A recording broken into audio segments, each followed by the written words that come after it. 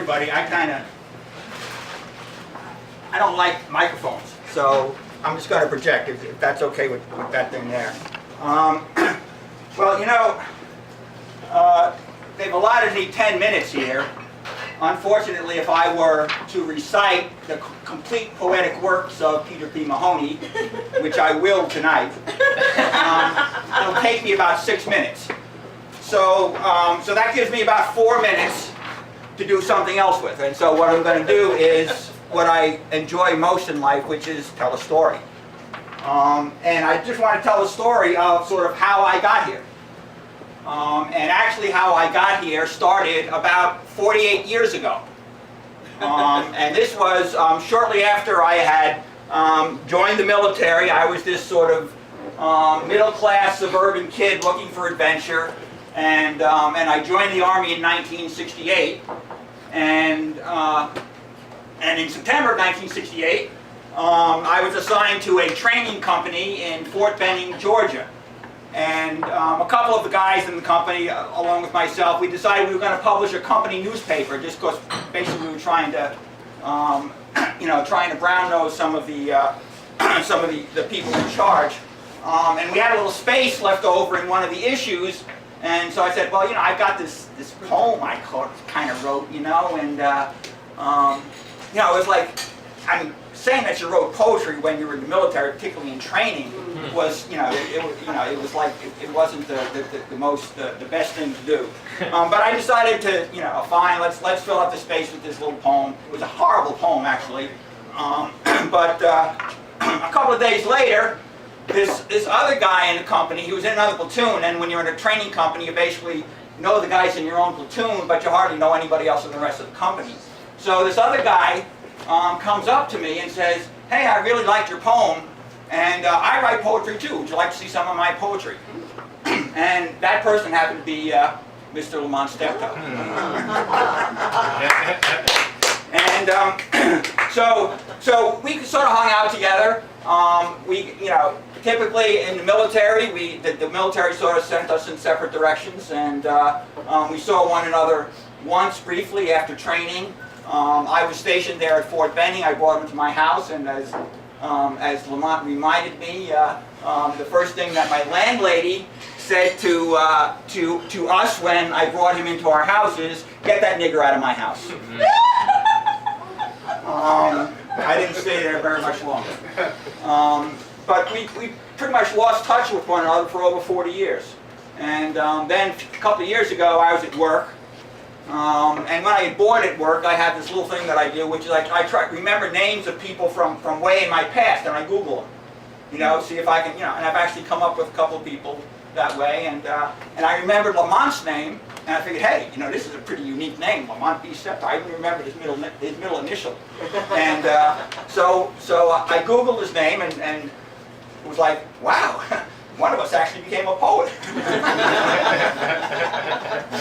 So I found him on Facebook. We communicated a little bit. We met in New York a couple of years ago. Had a great afternoon. I mean, it was wonderful. We had these two inveterate storytellers with an audience who had never heard any of our stories. You know, so we spent like 5 hours at a restaurant just telling each other's stories. And I told them about Vietnam veterans against the war. I told him about the Gainesville 8. I told him about I was involved with a group that built a Vietnam Veterans Memorial in New York City. I went to live in Russia for 9 years, where I met my wife Natasha and had my 2 children. My wife Natasha is probably more responsible for my still being alive today than just about anybody else in the world.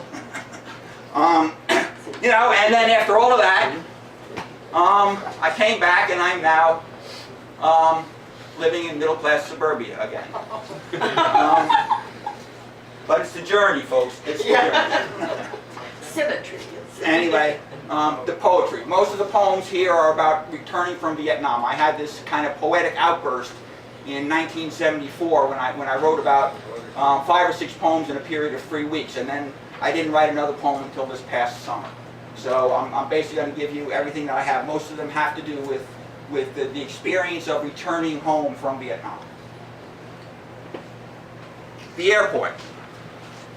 Crumpled green uniform, ribbons edged with dirt, scuffed shoes, stubbled face, eyes rimmed red with fatigue. I emerge from the bird's womb, the returning warrior.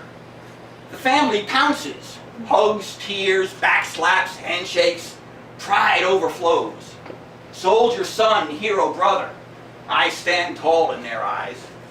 They think me whole, grateful I am unscraped by war's steel. I wince at their sympathy. All wounds do not pierce the skin. Control, control, I must play my role with precision. My pain will be theirs soon enough.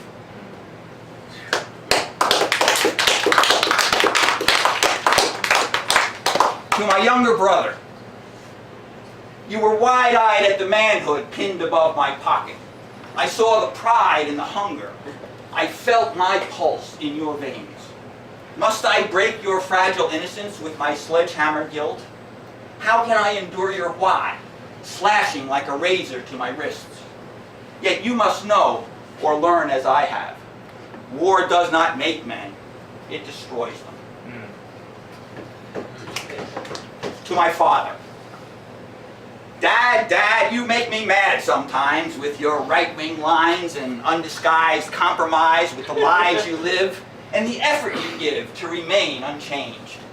We have pride in each other, yet can't seem to smother the sparks of political rage that fire the tinder of age and blaze into Irish bile that smolders to two sheepish smiles, huddled over mugs of beer.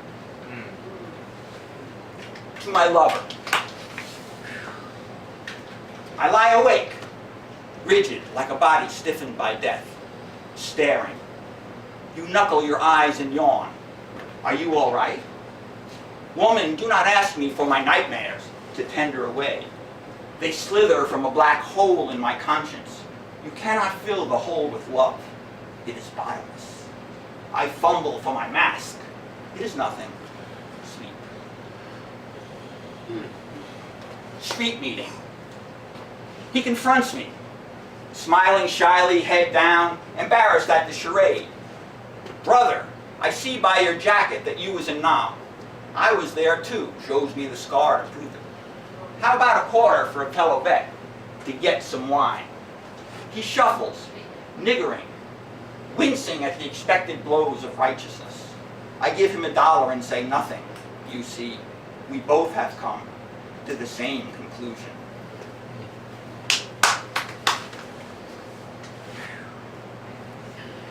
This one's called How Do I Not Be a Veteran? How do I not be a veteran?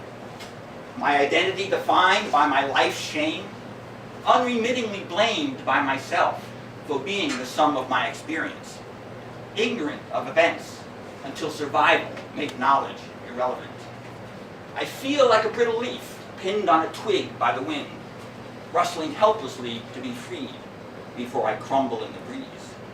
It is a tender spot, healed and cushioned by time till it becomes a mere plot in some dope-induced war story. But it smarts at the touch of rough-skinned rhetoric, and it aches a warning of impending storms. I am a prophet by pain. I have the wisdom of the afflicted. This is the one I wrote last summer. I was a hero once, or so it seemed. My life was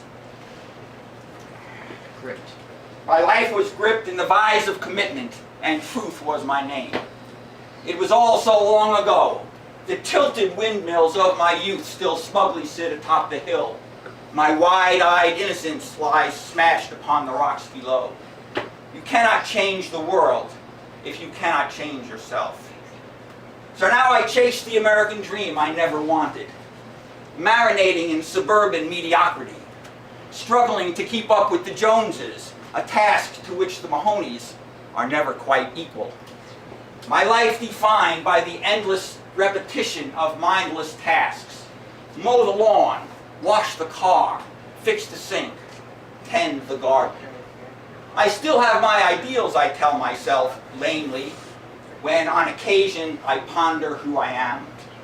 But principles without actions are like the kiss of a whore or the handshake of a politician. I cannot think of these things now. The weight may crush me. Besides, my knack awakes. But I will awake, my friend.